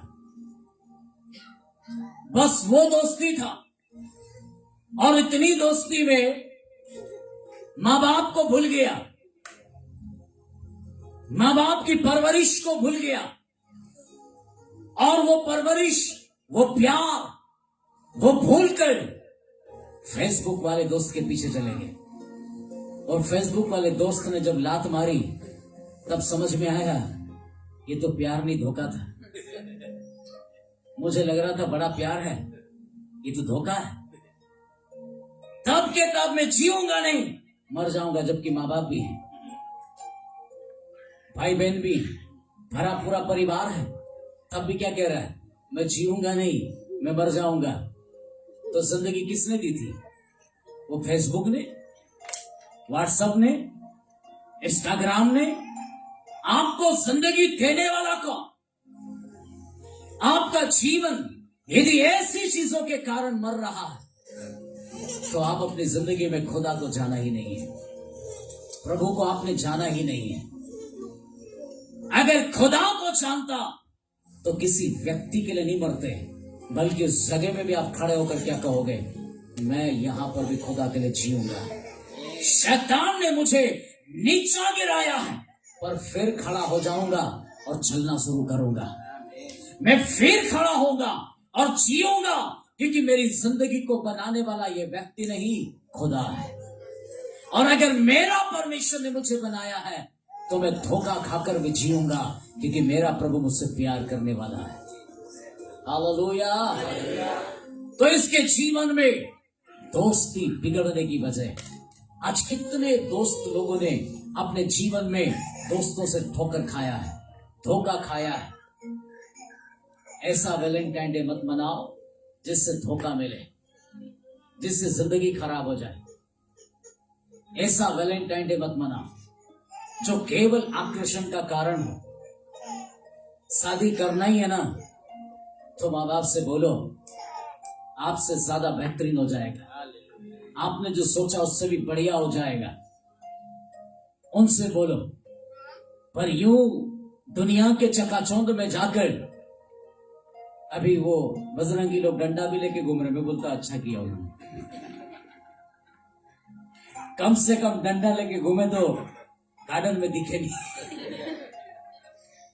अच्छा है, सुधार सुधार। अभी पुलिस भी हर जगह लोगों से वो उसमें फूक मारो करके घूमती रहती है हर चौराहे पर। तो कभी कभी वो भी अच्छा है, जिनको पत्नियां बोल बोल के थक गई, दारू छोड़ दे, गुटखा छोड़ दे, थक गई वो। अब जब वो ड्यूटी के लिए निकलते हैं, पुलिस रोकती है, बोले फूक मारो, इसमें फूक मारो।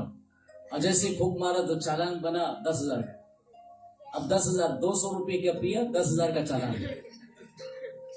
अब एक भाई है महू में, 3-4 दिन पहले की घटना हुई, पकड़ लिया उसको, फूक मारी, अल्कोहल निकल गया। निकलने के बाद उसको फूटी खटारा गाड़ी है, और उसको बोला 10,000 देना पड़ेगा अब चालान, और आरसी कार्ड लेके आना तब मिलेगी।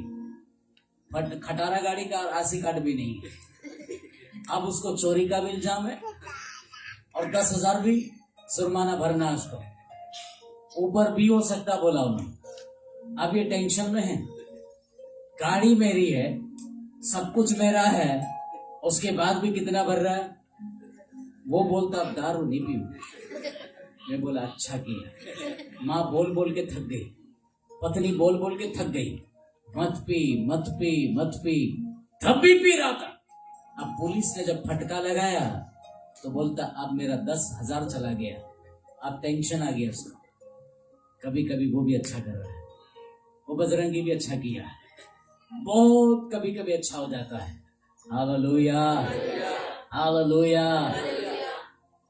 तो परमेश्वर को ठीक से समझने वाला एक व्यक्ति की आवश्यकता।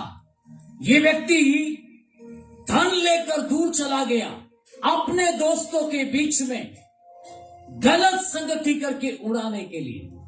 लेकिन प्रभु ने क्या कहा, देखो आगे पढ़ेंगे। हाँ, और वह चाहता था उन फलियों से जिन्हें सुअर खाते थे, हाँ, अपना पेट भरे, हाँ, और उसे कोई कुछ नहीं देता था। हाँ, सुनिए, बाइबल का परमेश्वर हमें क्या बताता है, उसको कोई भी कुछ भी खाने को ना देता था।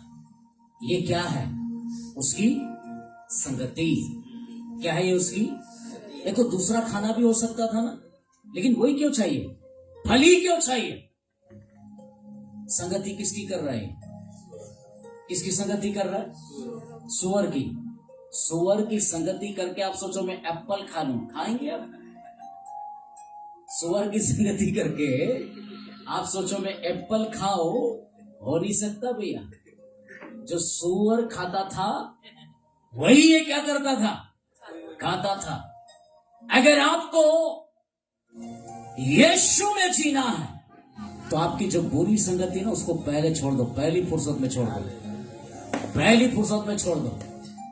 अगर वो संगति बदल गई, आपको एप्पल नहीं सब कुछ मिलेगा। हालेलुया। और आप उस भरपूरी में जिएगा, क्योंकि खुदा ने बुलाया उसके लिए। हालेलुया। संगति बदलो।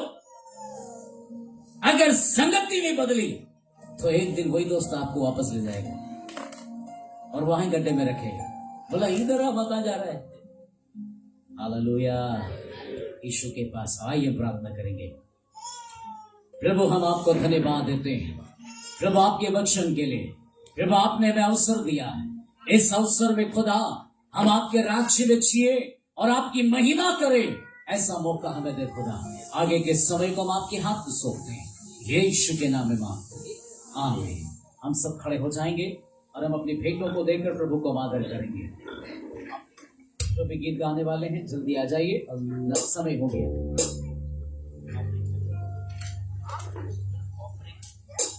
धन्यवाद यीशु का।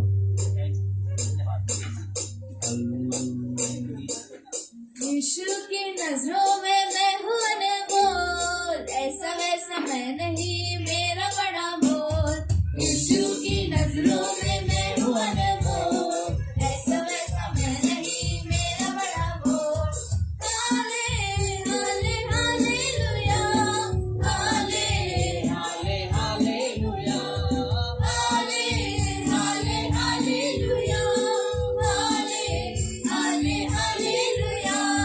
यीशु की नजरों में मैं हूँ अनमोल, ऐसा वैसा मैं नहीं मेरा बड़ा मोल।